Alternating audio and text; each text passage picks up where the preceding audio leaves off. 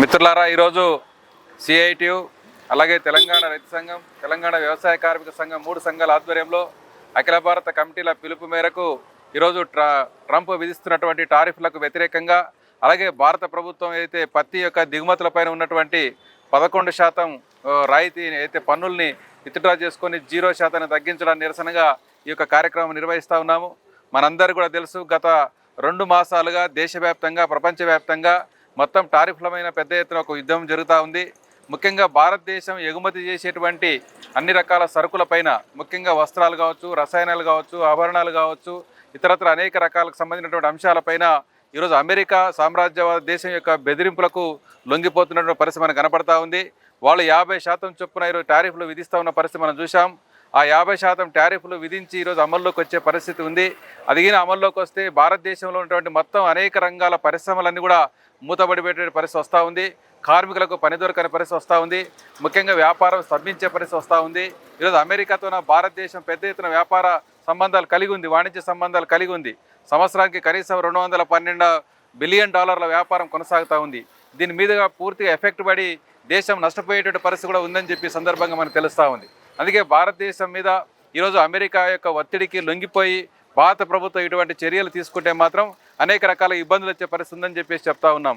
అదేవిధంగా భారతదేశంలో రైతాంగం పెద్ద ఎత్తున ఈరోజు పత్తిని ఉత్పత్తి చేస్తూ ఉంది. ఈ పత్తి దిగుమతులపైన ఈరోజు ట్యాక్స్లు ఉన్నాయి. ఆ 12% యొక్క ట్యాక్స్ ఏదైతే ఉందో దాన్ని విత్డ్రా చేసుకోవడం వల్ల భారతదేశంలో రైతాంగం అంతా, పత్తి రైతులంతా కూడా పెద్ద ఎత్తున నష్టపోయి ఆత్మహత్యలకు పాల్పడేటువంటి పరిస్థితి ఈరోజు రాబోతోందని చెప్పేసి రైతు సంఘాలు పెద్ద ఎత్తున అభ్యంతరం వ్యక్తం చేస్తూ ఉన్నాయి. అయినా కూడా కేంద్ర ప్రభుత్వం పెడచేవన పెట్టి అమెరికాకు లొంగిపోయి ఈరోజు 0%తో దిగుమతి చేసుకోవడం అంటేనే మొత్తం భారతదేశ యొక్క ప్రయోజనాల్ని, రైతాంగం ప్రయోజనాల్ని అమెరికాకు తాకట్టు పెట్టడానికి ఈరోజు ఈ సందర్భంగా మనం చూడొచ్చు. ఇదే కాదు, భారతదేశం ఎగుమతి చేసేటువంటి అనేక రకాల వస్తువులపైన కూడా అమెరికా పెద్ద ఎత్తున దాడి చేస్తూ అధికంగా సుంకాలు విధిస్తూ ఉంది. ముఖ్యంగా ఫార్మా రంగం ప్రపంచంలోనే అత్యధికంగా విస్తరించినటువంటి ఫార్మా రంగం మన భారతదేశంలో ఉంది. దానికి కేంద్రం హైదరాబాదే. హైదరాబాద్లోని పారిశ్రామిక ఫార్మా రంగం ఉత్పత్తి చేసేటువంటి అన్ని కూడా అమెరికాకు, యూరోప్ దేశాలకు, అనేక దేశాలకు ఎగుమతులు అవుతూ ఉన్నాయి.